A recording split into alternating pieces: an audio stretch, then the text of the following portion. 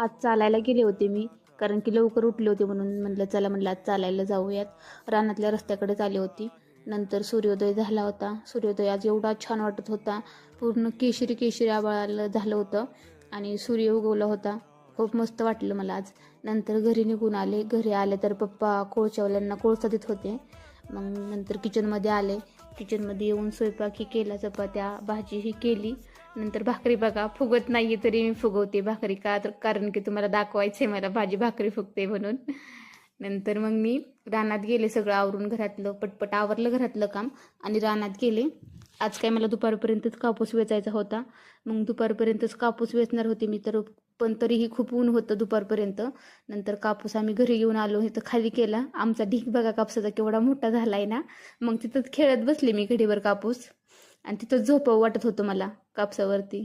असा होता माझा आजचा दिवस.